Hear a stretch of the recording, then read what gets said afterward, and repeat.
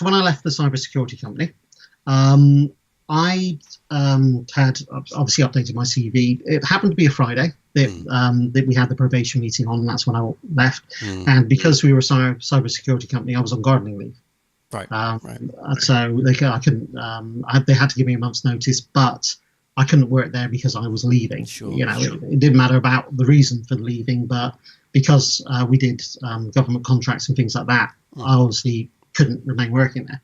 So I was on garden leave, updated my CV over the weekend, and then Monday morning the calls started coming in from recruiters, and there was a couple of recruiters that I thought were really good because they actually took the time to just chat with me first, understand where I was, what my strengths and weaknesses were, and more importantly, what I was looking for. Right. And I was explaining about, I'd done this role in Germany, and I'd come back, done the pure development role, wasn't really that keen on it.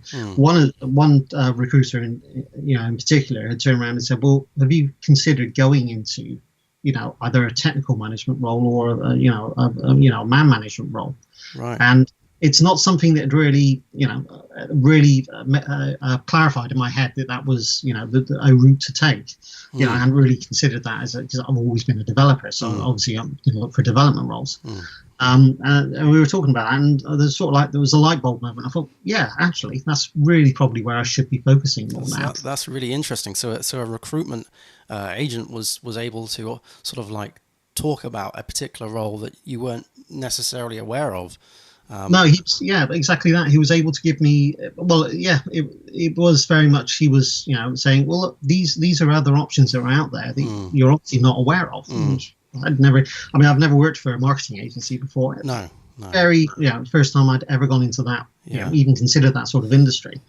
And he lined me up with Torpedo Group, which is where I am now. I was lucky enough to be accepted and get the job. And my role very much now is very much to have a kind of a technical oversight, technical overview of the stuff that goes on. So we got some very big clients that we do work for.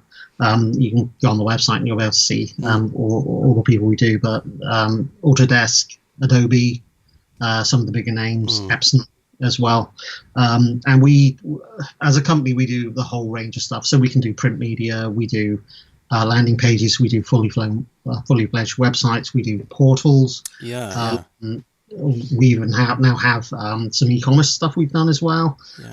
So we do the whole range of stuff. And my role within the company as a whole is to any digital projects that come up is to have a bit of an oversight on it, make sure that we're using best techniques, best tools for the job, that we're deploying to the right infrastructure, and all the rest of that sort of stuff. So basically having a very high level oversight, as well as deciding how we're going to resource these jobs, how we're going to get them done on time, making sure that we've got all the requirements we need, mentoring developers as well.